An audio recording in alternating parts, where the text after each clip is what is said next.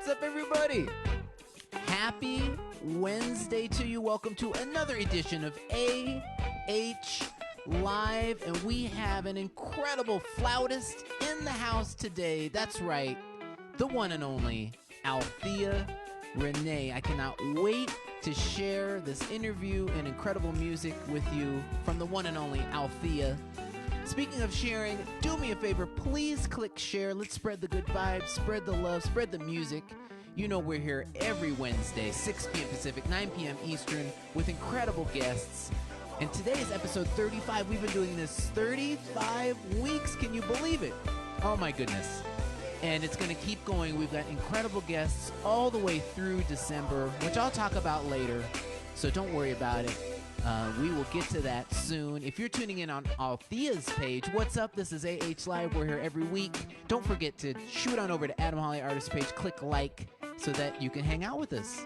We're here faithfully every Wednesday. But let's get straight to the music. I've got a tune set aside for you guys. One thing I love about this Facebook show, I've been able to play so many tunes that I've never played before, and this is one of those. I've only played it a couple times on AH Live, never at a live concert, and so it's been so much fun going through the old catalog. So this is a tune off of the new record, and it's called Saturday Morning. Even though it's Wednesday night, we're gonna have a little Saturday morning with y'all. Come on, y'all.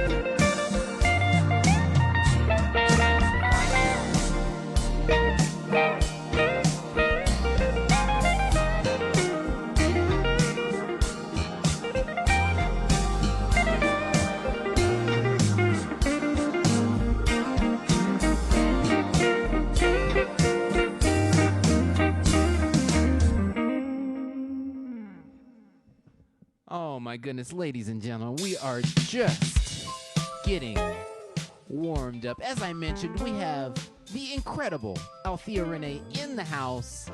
Cannot wait to share that with you. We had so much fun catching up. You know, we've run into each other so many times over the years on the road, and so it was so great to see her and just kind of get a feel for what's going on, and of course the backstory. Really incredible history in her family. We'll get to that in just a second. Just real quick, want to remind you all, if you want to support the page, support the show, we make it so easy. You just got to click those links in the description. PayPal, Cash App, Venmo. We also do stars, and I just want to, as always, thank everyone so much for the support. You guys are the ones keeping this show going, and I cannot thank you enough. And we always make sure to commemorate you in every episode in the credits. So it is not for naught. So appreciate you guys. Thank you so much. And without further ado, without any further delay, I cannot wait to bring to you the one and only Althea Rene. All right, what is up, Althea? How you doing today? I am good, Adam. Just happy to still be here, still in good spirits, and ready for 2021. Oh man, you and me both, definitely. But I appreciate you taking the time, and I want to start with you where I start with everybody. What was the reason that you picked up the flute? Wow, well, I come from a musical family, and there were always a lot of instruments laying around. We had organs and trumpets, saxophones, drums, all kinds of things, because my dad, was a musician. And actually, more than a musician, he was one of the original funk brothers with Motown. Wow. So there were Saturday mornings was like a little mini jam session. He would play albums, and he would play on the organ, and we would, just listen to music and have a good time Saturday mornings. That was just kind of our thing to do. And so I kind of messed around with the organ a little bit and a few different instruments. But my older sister, she played the flute, and I asked her if I could play it. And, she didn't really care about it. She was like, yeah, I don't care. And when I picked it up, it was me and that flute. I was always kind of a loner, but it was something about the flute that just really stuck. Yeah. And I played it since I was 4. Now, you went on to study at Howard, is that right? And you studied classical? I had a classical scholarship, a flute classical scholarship. So that's what I thought I wanted to be. But then, as I got into my studies and everything, there were a couple of flaws. And in classical music, it's very, there are certain things, as you know, in classical music that are really like, without a doubt. And one of them was your fingering. And I had these curved fingers, if you can see how that goes? Okay, all right, yeah. So to play open hole flute, it was a problem because I could never, your fingers have to be straight in order to cover the first hole. Anyway, That was one of the things. So I could never play a complete open hole flute. So that was one of those things that, would have been something you would have to overcome. And as a result, there was just this perfection that I was always chasing. Mm-hmm. And I got to a point where one day I flubbed a note and I was like, I like this. Maybe I should go into jazz where you can really express yourself, and there's not all these things around what you can't do, but the limits of what you can do are it's limitless. And so I started wanting to play jazz and started going around the jazz clubs in DC and asking if I could sit in, which was really difficult at the time because there was only one female that anybody was familiar with, and that was Bobby Humphrey. Yeah. And so there was this thing of, who are you? And I would get all these questions like, can you play? Do you have a flute with you? Wow. the band's playing over me, Mm-hmm. playing songs like way faster. Even a fast song, they're playing it way faster, just trying to throw me off or make me nervous. And but I don't know, like nothing deterred me. I just stayed on that path, and eventually, here we are. You're obviously an incredible artist, had a long history of success, but you also spent time as a police officer. That I'm so curious about that. What spurred that on? Well, I found myself, as a single parent of two boys. At the time, 7 and 11, and I had gone on the road one time too many and not gotten paid. Oh, wow. And my mom was like, "You got to get a real job." And so I went out for police. And when you go out for the police department, you go out for all of the different state police, all the different police departments, and then you choose which one. So I chose the sheriff's department because at the time I thought that was the better bet. But the sheriff's department, any police, I have to say that the experience was really humbling. Yeah. And it made me stronger. And just a sidebar, I really hate what's going on, with the police, and that I know that not all of the police are bad, because I was I consider myself a good fair cop. And so I just hope that we can get back to policing correctly.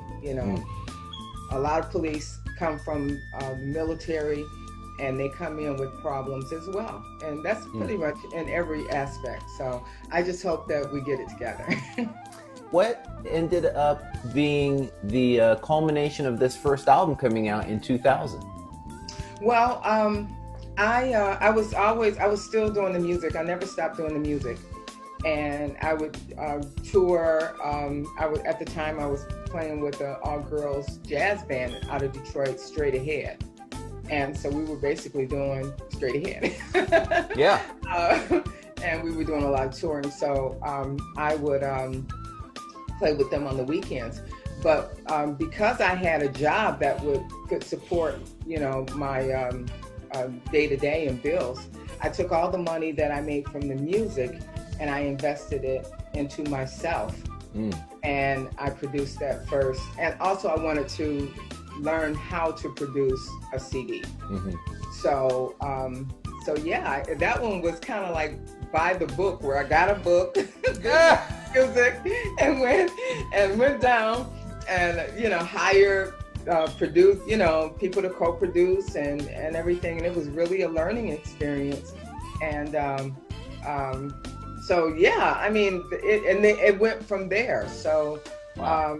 Every CD from that point was building on that. And I always wanted to write, and I used to sing.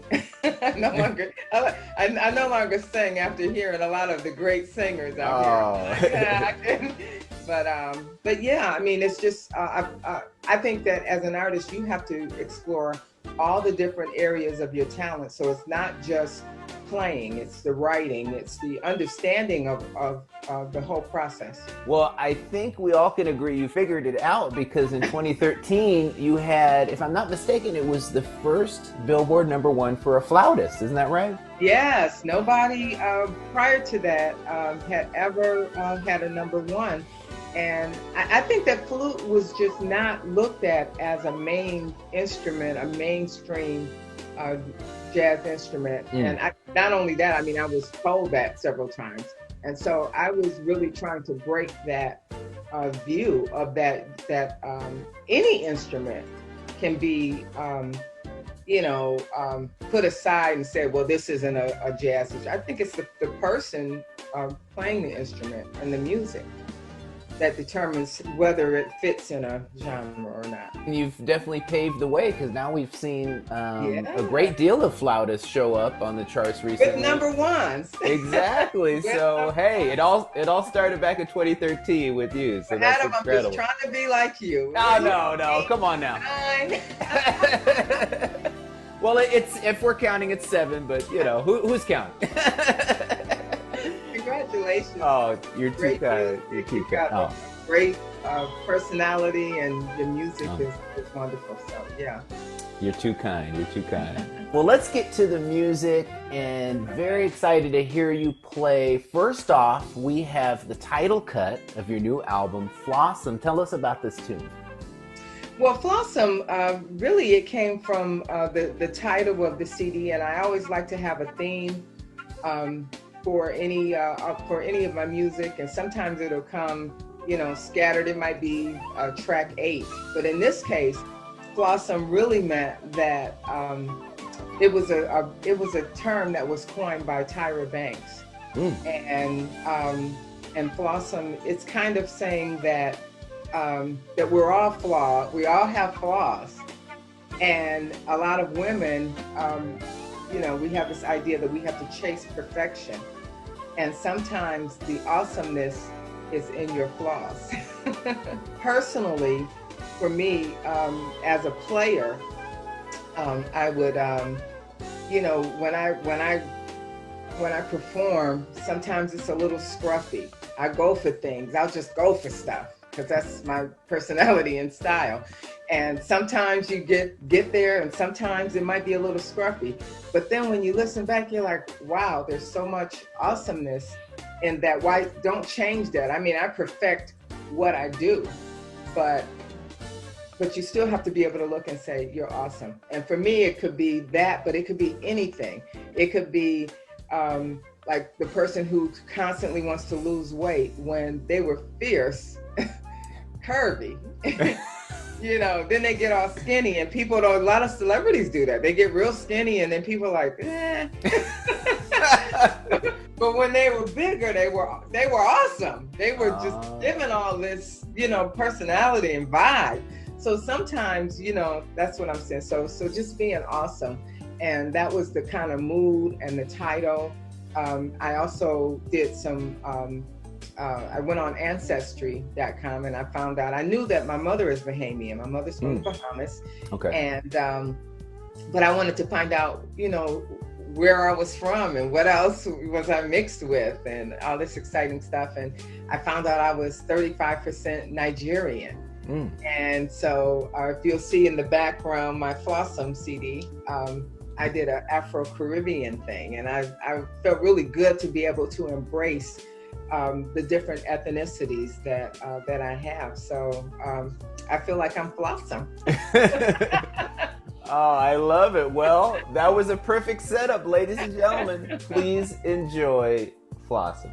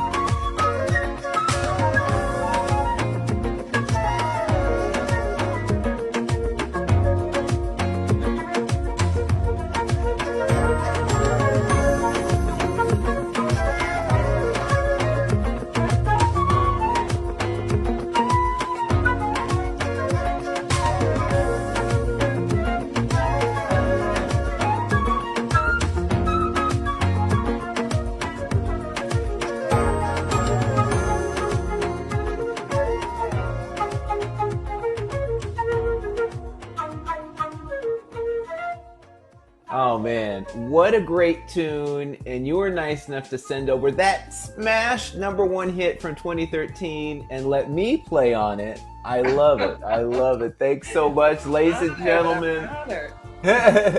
Please enjoy Althea Rene and special guest, yours truly, In the Flow.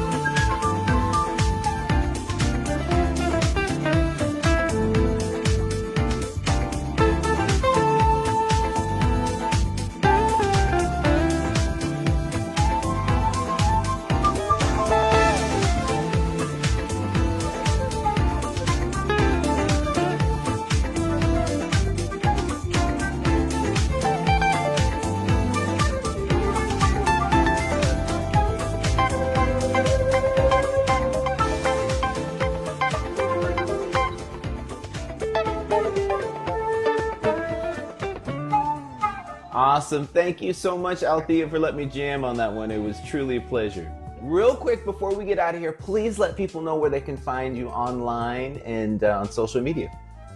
Well, I have my Althea Rene music page on Facebook, and if you just Google Althea Rene, my website, I have, I actually wrote a book. I'm an author. Wow. And I wrote a book entitled Becoming Chocolate Barbie. And it's kind of a guide to help young women or guys in the music business, and some of the things, the pitfalls and things that I've experienced and how I dealt with that. Also just some information about the music business in general. So, but that's at althearene.com, and Instagram, same thing, Althea Rene. Follow me, and thank you so much. It was our pleasure. Thanks so much for taking the time, Althea. Great to see you. You too. Oh, yes. The one and only Althea Rene. Man, wasn't that fun? I had a blast trading licks with Althea and hearing about her backstory. Wow. So many incredible fun facts. Althea, thank you so much for taking the time to come through. I could totally tell people were digging it, so that was a blast. And ladies and gentlemen, you know what time it is. It is time for the Cat Cam. Hi. What's up, Cat? How you doing? I'm doing good. How are you? I am better now that you're here, and you are looking lovely as always. Oh, Got the thank you. little leopard going on over there. Wow. Yes, leopard is very in for 2020. I didn't even even though, you know, no one really had anywhere to go. Right. I didn't know that. How do you know something's in?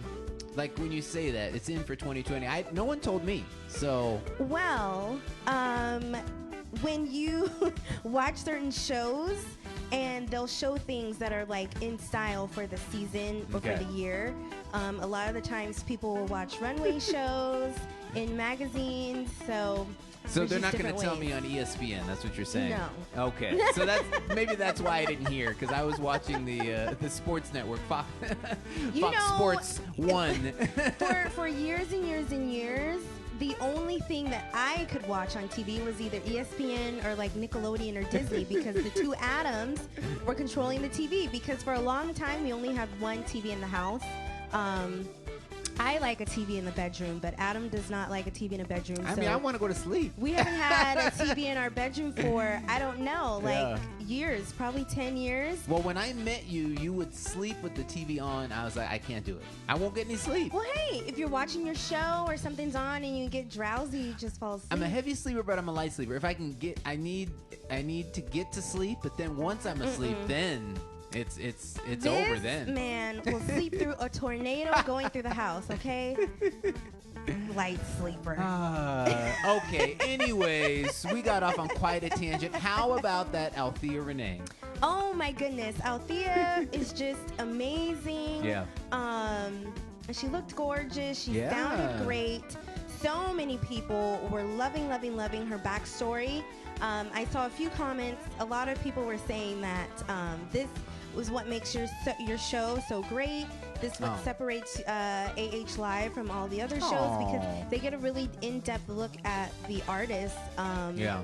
You know, just things that they didn't know before.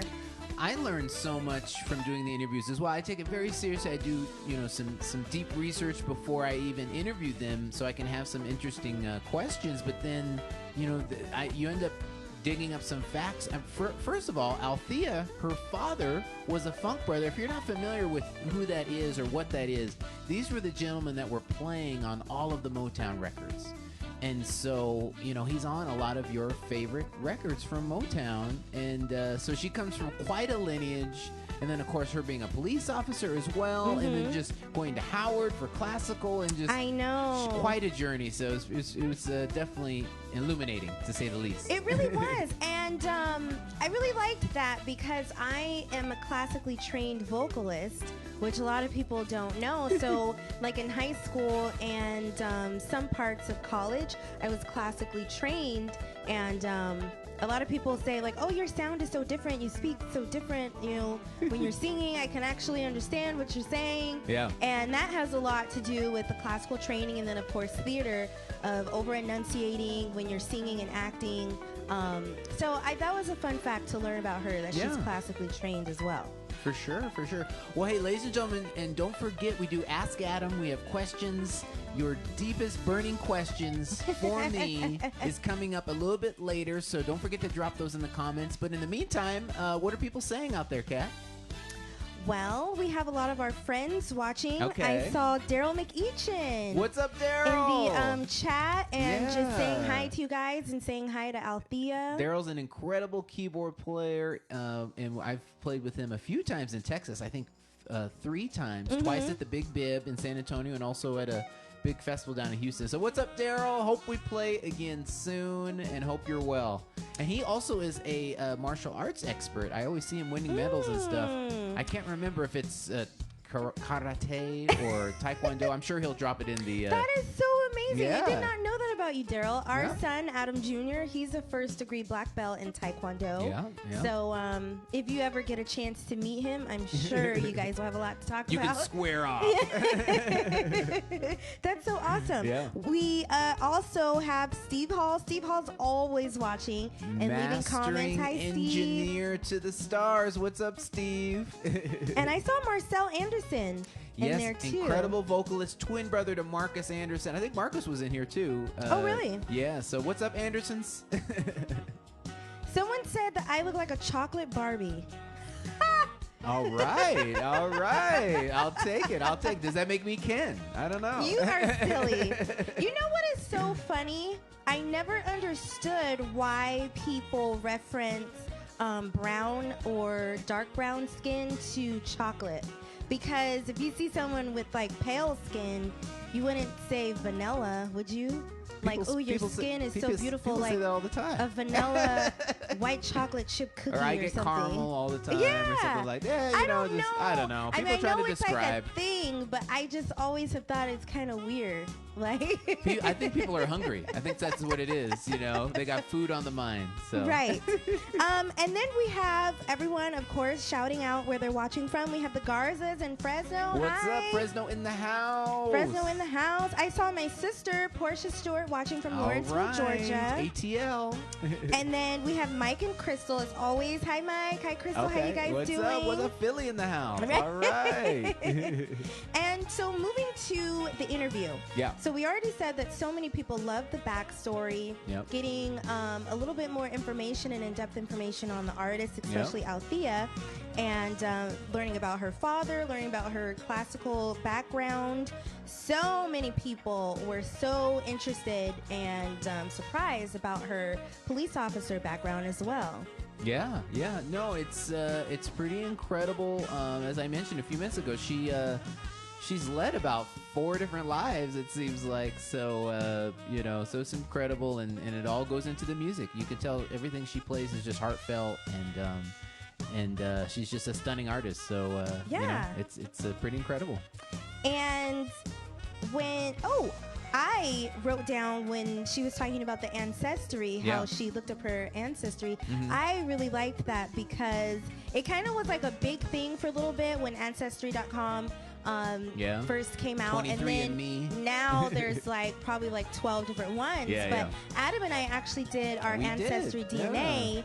The DNA is a little bit easier. The traditional ancestry, where you have to get names and birthdays, that is a little bit more difficult for African American people, just because of the long history of African Americans not being able to be entered in census, and then of course names being changed, through slavery and stuff like that. So that takes a little bit extra. There's only so far you can really go, and then things may not be as accurate.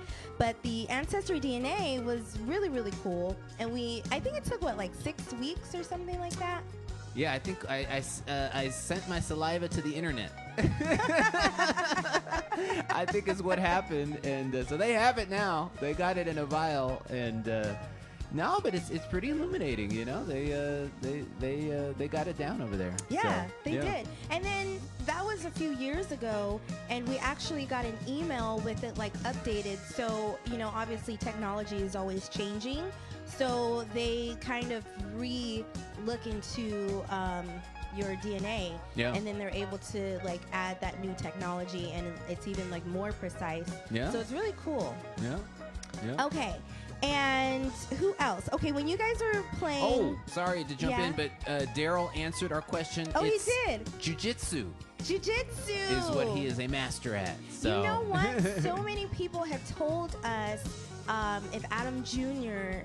wants to try something else, because now he's, you know, first degree black belt. Mm-hmm. There's more degrees of the black belt. Yeah. Even when you have the black belt, but they were saying if he transitioned to jiu-jitsu, he would get a little bit more out of it. And Interesting. So they said it's similar, but then also different. So people were saying he might be interested in that too. I see a new set of tuition fees in our future. Oh my goodness. That's what that sounded like. Oh my goodness, please tell the viewers what Adam Jr. told you last night after his video. But you know what?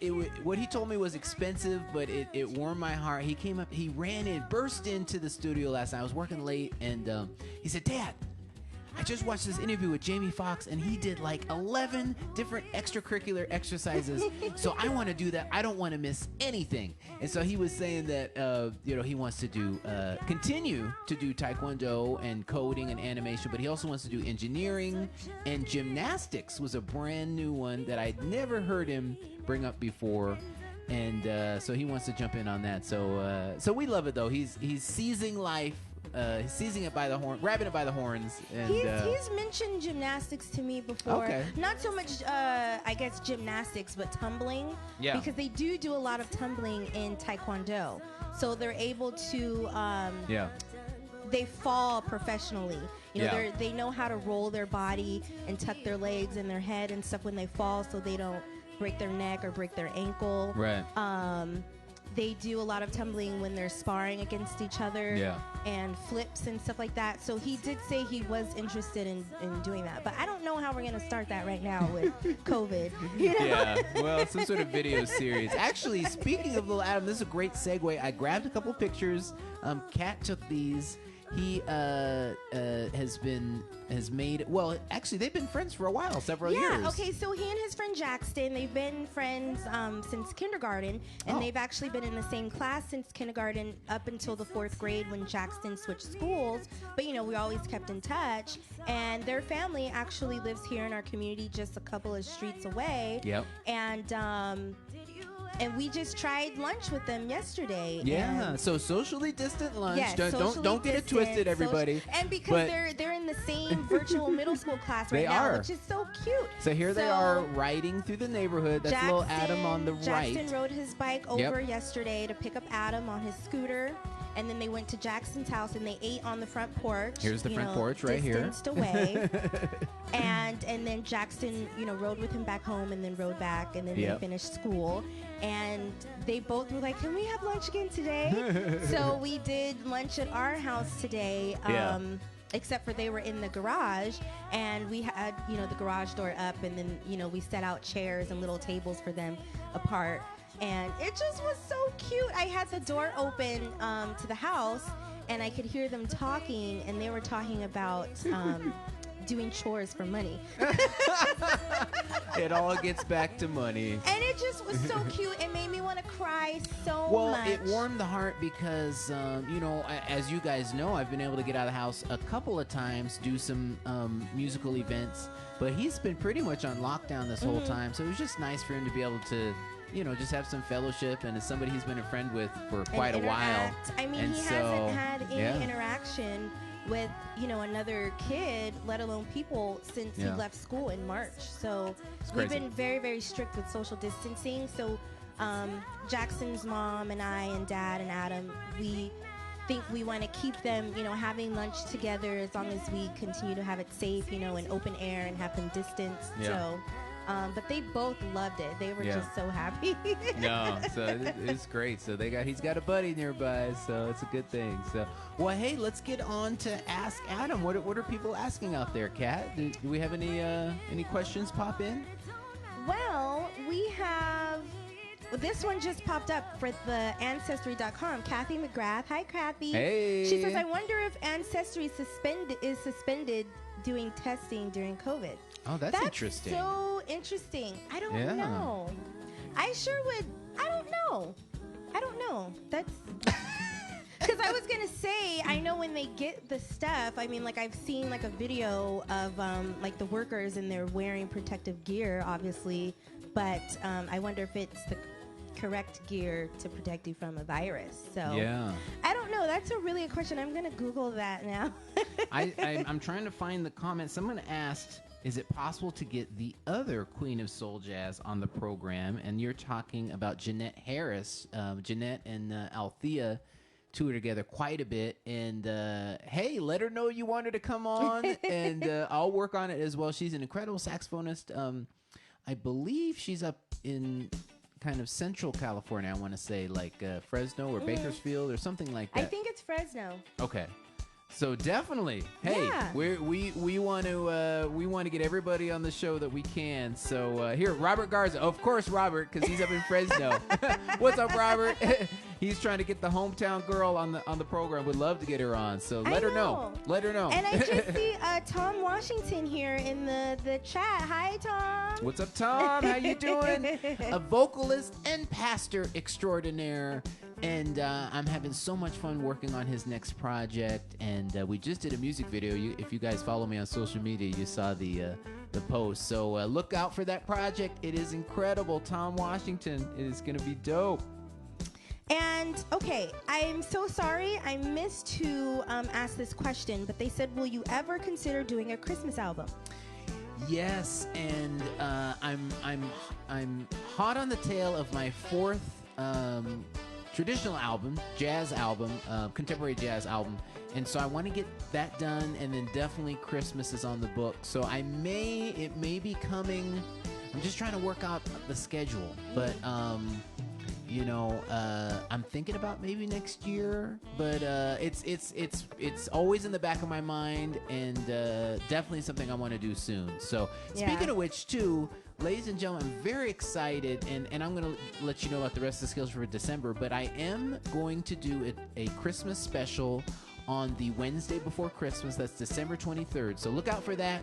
It's the same time, same place, AH Live, but we're doing a Christmas special. We're going to have some special guests. And, normally we do Adam Holly Christmas each year in San Diego, but because of, California is like completely shut down. So we're going to do a virtual Adam Holly Christmas, and look for that December 23rd. And there's a comment from one of my really good friends, Stephanie. We were co-workers at one point, and then we're in a book club together, and we just, are really good friends. Hi, Steph. She's here in SoCal, like 5 minutes away from us. She says, oh, yes, I better hear Kat and her beautiful voice singing some Christmas songs. Oh, yeah, it's coming December 23rd. Don't miss it. We're going to have a lot of fun. We're going to crank out the Christmas tunes, and I said we got a couple surprises popping in, too, so it's going to be fun. So Althea McMillan, she says, Adam, have you ever played with the blues guitar or with a blues artist? Well, Kat, this predates me meeting you. When I was in high school, I had a blues band, and we toured all through Oregon and Washington. And it was so much fun. It was a band. We were called Mo Pigeon, and there was 3 of us. Myself on guitar and vocals, bassist, female Sarah on bass and vocals, and then my good buddy Jake Brownson, who's now an incredible app developer, but he was the drummer. And man, we had so much fun. It was a garage band through and through. We literally practiced in in the garage of my parents' house and went out and toured. And it was so much fun. So yeah, to answer your question, 2 years of touring as an original band, playing blues and rock, and we were playing. We had a lot of original music, but we were also covering Jimi Hendrix, Stevie Ray Vaughan, B.B. King. So it was a blast. I definitely have a love for the blues, no question. And And I think this one might be our last question. Okay. This is from Erin Hall. Hi, Erin. What's up? How you doing? She says, any furniture yet? Yes. So we now have a breakfast nook table, thanks to Kat. And I asked Kat, I said, we could just eat at the counter. She's like, no. We need a table. It's not the counter. It's an island. The island, right. The counter of the island. So we ate there this morning, and it did work out nice. So we have the breakfast nook table, but the chairs, because it's not a set. I kind of like to choose different things, and so the chairs don't come until the end of the month. But we have the table. We're piecing it together, ladies and gentlemen. And another, not a full segment of something we're looking for came. The frame to our bed did arrive today, but we don't have a mattress. So the mattress comes at the end of the month as well. We're piecing it together, one piece at a time. But we do have 2 chairs. We have 2 living room chairs. I just got a text today. They're going to be delivered tomorrow, which is exciting because it was supposed to be the middle of December. Oh, great. Okay. So we'll have 2 living room chairs, and then we're still waiting on the couches and the mattress. It's so crazy. Yeah, so we're still, the main things are the couches in the living room, and then obviously the bed, which would be helpful. So so we're getting there. It's coming along. Erin Hall says patience. You know what, though? If you think about it, in January, Kat, we'll have everything here. So we just got to get through this month. I know. We'll look back and laugh at the December of 2020. Well, I'm laughing right now. Okay. I mean, there's nothing you can do. But, this really has taught me patience at its utmost, and then also just being content. I mean, you can't do anything, so you gotta roll with the dice. You can't do anything about it, so just roll with it. It's funny. Oh, Kathy McGrath, answered her question and all of our questions. She says Ancestry is still doing the testing during COVID. Oh, wow. Interesting. Well, you learn something every day. I know. Well, Kat, thank you so much as always for coming You're through welcome. on the Cat Cam. Yes. All right, we'll see you next bye. week. So, ladies and gentlemen, it's that time to let you know who our guest is next week. I'm so excited. I reached out and she, bam, jumped and was like, yes, let's do it. And we already had an awesome interview, and I'm working on the footage. Ladies and gentlemen, cannot wait to share with you next week the one and only Mindy A. Bear. She has a brand new single out that's burning up the charts forever. And so we're going to talk about that, talk about her incredible history as not only a celebrated solo artist, but saxophones to the stars as well. And of course, we're going to do a little bit of playing together. So Mindy A. Bear next Wednesday, December 9th, 6 p.m. Pacific, 9 p.m. Eastern, right here on Adam Holly Artist page. And by the way, we have a star-studded month. We already had Althea today, Mindy A. Bear next week. Then we have Ollie Silk coming up, our Christmas special, December 23rd, with special guests. And we're going to finish up the year, December 30th, with a year in review. I'm going to pick some of my favorite duet performances from throughout the history of AH Live and share those with you. So we'll do 2020 year in review, December 30th. So we're heading out with a bang for December of 2020. Don't forget, Mindy A. Bear next week. And quick reminder, one more time, if you want to help out the show, we make it very easy. Just click those links in the description, PayPal, Cash App, Venmo, and you could do stars as well. And I also saw several people asking about the music. That song I played earlier was called Saturday Morning off of my new album, Escape. You can grab all of my albums, t-shirts, etc. at adamholly.com/shop. I'll autograph them for you. And that new album is in vinyl as well. So just feeling really fortunate for all of you guys. It's been an incredible run, and we're going to keep it going here on AH Live. So I've got one more tune. I'm going to dust off another tune from the catalog. This is from my second album. It was track 9, and it's a little tune called Shake. This is another tune that I had never performed until AH Live, so I hope y'all enjoy it.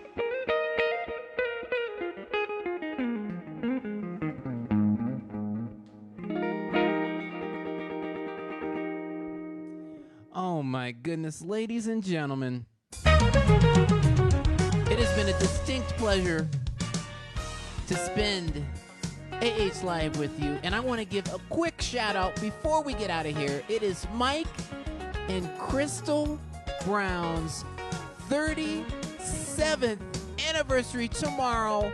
Mike and Crystal, we appreciate you guys so much, and we hope you have an amazing anniversary. Thanks so much for spending your anniversary eve with us, and I hope everyone else will join me in wishing them an incredible day tomorrow. Ladies and gentlemen, thank you for tuning in. Don't forget, next week, Mindy Abear, December 9th, 6 p.m. Pacific, 9 p.m. Eastern, right here on AH Live. Thanks so much. We'll see you next time.